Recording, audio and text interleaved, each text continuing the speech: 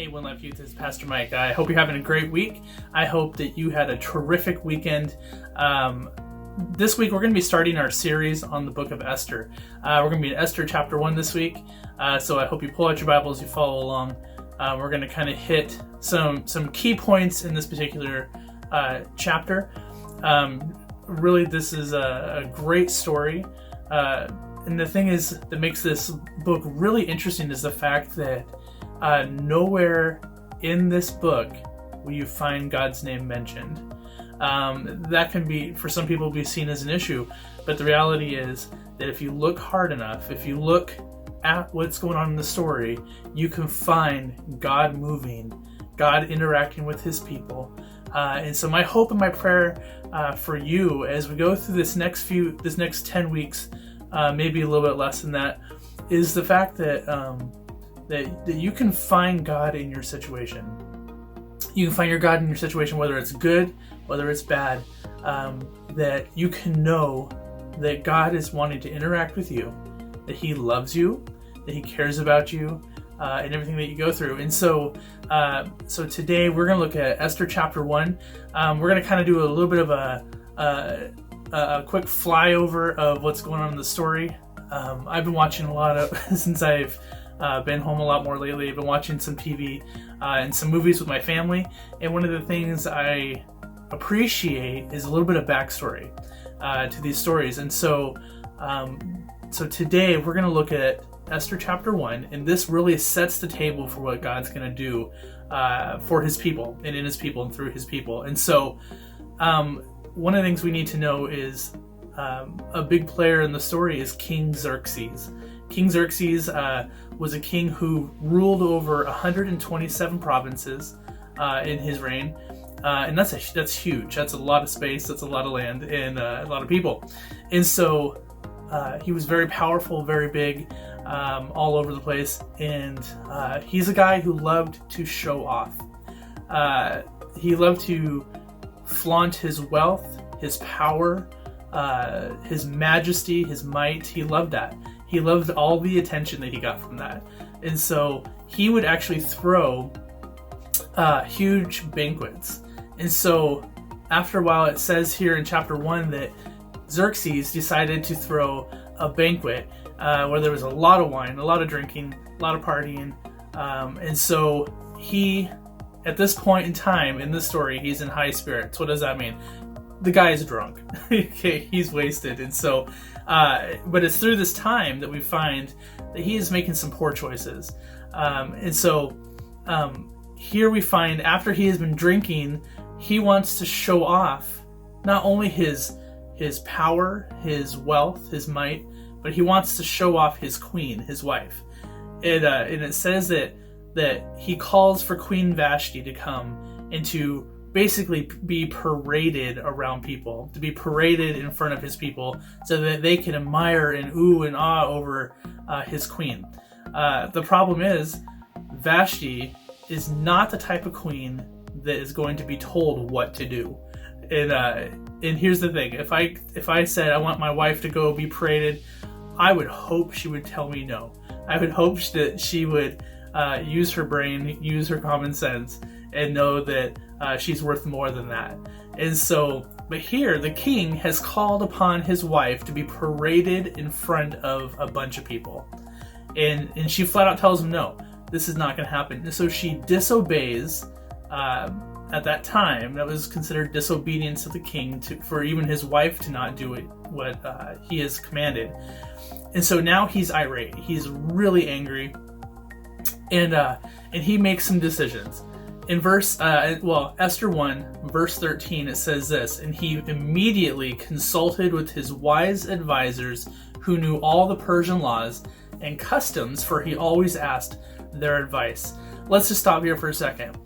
So here we have Vashti. She has ignored the orders of the king, throwing him into a rage. Now he's fuming mad. He's been drinking. And now he has surrounded himself with people who are speaking into his life. Students, I want you to know that it is important who you surround yourself with.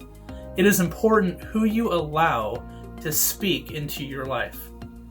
Here, the king has surrounded himself with people who supposedly know the laws, for that day, and the customs, and he's asking them for advice. Well, they give him advice that's not great advice, but it's advice that he wants to hear in the moment. And so, again, verse 13, he immediately consulted with his wise advisors who knew all the Persian laws and customs, for he always asked their advice. And so this is what he wants to know. In verse 15, it says this: "What must be done to Queen Vashti?" The king demanded. "What penalty does the law provide for a queen who refuses to obey the king's orders properly sent through his eunuchs?" Here's the thing. I think that at this point in time, that these officials, these advisors, if you will, they have some motives in mind, some motives that maybe aren't good for the king, but it's good for them. And it's this. They give him advice basically saying that, look, if you allow the queen to get away with this, disobeying you, right? If you allow her to get away with that, then every man's wife will think that it's okay to disobey their husbands, and it's going to cause problems.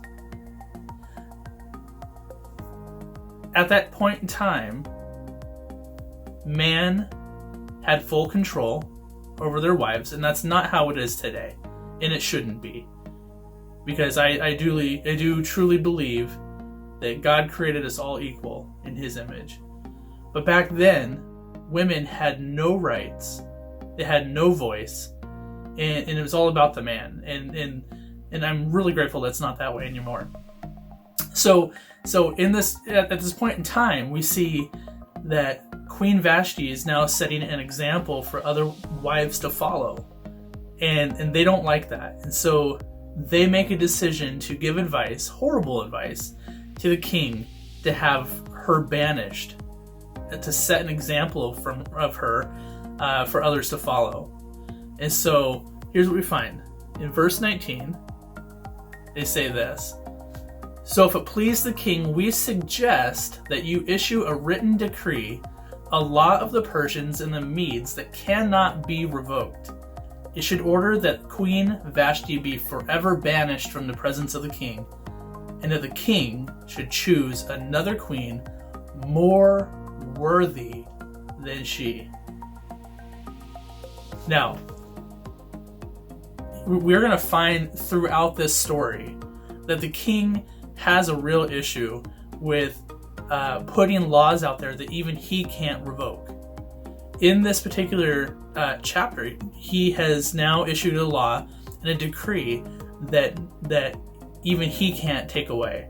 So he has now banished his queen in not allowing her to come back. And so now he has no queen, he has no wife, and now this is going to set up the rest of the story. And so I want you to know that whatever you are going through at this time in your life, whatever situation, whether it's a good situation, whether it's a bad situation, I want you to know that God can use that. God can work through it if you allow Him to. We find that God is beginning to move in this story. We begin to see that even though the king has made a terrible decision, it actually plays out well for his people.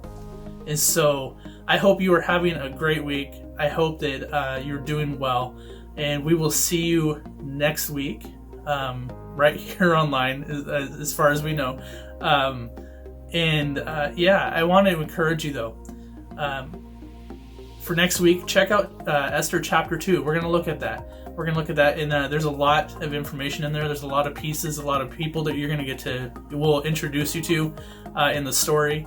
But feel free to read that ahead of time, to get maybe some ideas in your head, begin to think about that, and we'll see you guys next week. Have a great week.